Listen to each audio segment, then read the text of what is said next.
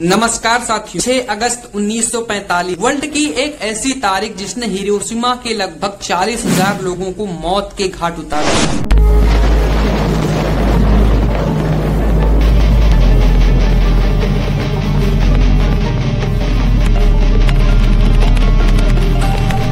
एक ऐसी तारीख जिसे न दुनिया भूल पाई है और न भूल पाएगी।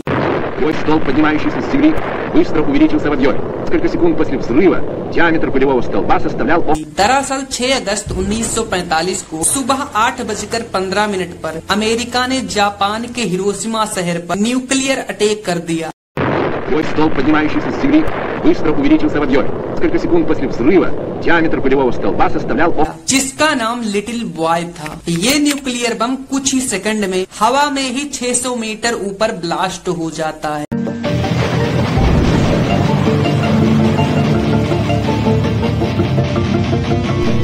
देखते ही देखते हिरोशिमा के 1,40,000 लोग इस धरती से सदा के लिए मिट जाते हैं। लेकिन साथियों, यहाँ पर सबसे बड़ा सवाल ये उठता है कि आखिर अमेरिका ने जापान के हिरोशिमा शहर पर न्यूक्लियर अटैक क्यों किया? आखिर क्या कारण था? तो चलिए साथियों, आज हम समझते हैं इस वीडियो में कि आखिर अमेरिका ने जापान के हिरोशिमा शहर पर न्यूक्लियर अटैक क्यों किया।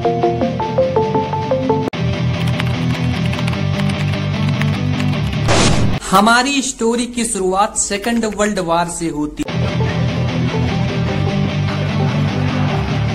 जब अमेरिका और जापान में कई बातों को लेकर मतभेद चल रहे। प्रशांत क्षेत्र को लेकर अमेरिका और जापान में कई मुद्दों पर बात हुई। जापान का कहना था कि अमेरिका द्वारा जापान पर लगाए गए प्रतिबंधों को समाप्त कर दिया जाए और जापान चीन युद्ध में अमेरिका चाइना की मदद करना बंद कर दे। लेकिन अमेरिका की तरफ से ये जवाब ना के रूप में आया। 7 दिसंबर 1941 सुबह 7:48 पर जापान अमेरिका के पर्ल हार्बर आइलैंड पर 353 फाइटर जेट से अटैक कर देता है।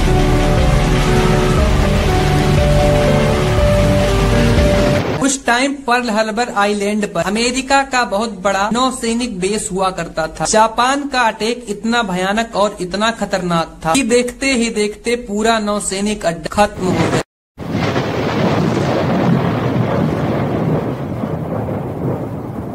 जापान के इस अटैक से अमेरिका को काफी ज्यादा लॉस उठाना पड़ा और अमेरिका ने जापान को सबक सिखाने की कसम खा ली। 8 दिसंबर 1941 अमेरिकन प्रेसिडेंट रूजवेल्ट जापान के विरुद्ध युद्ध की घोषणा कर देते हैं। Yesterday, December 7th, 1941, a date which will live in infamy.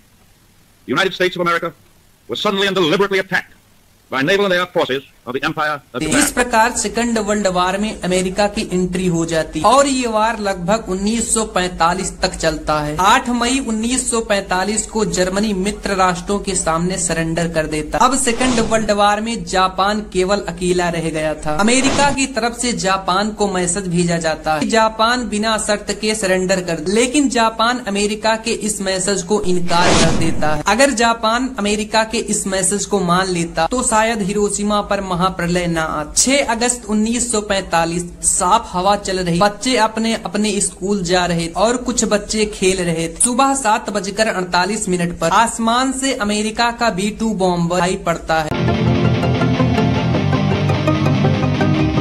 8:15 पर कुछ लोगों ने आसमान से जमीन पर कुछ टपकते हुए देखा।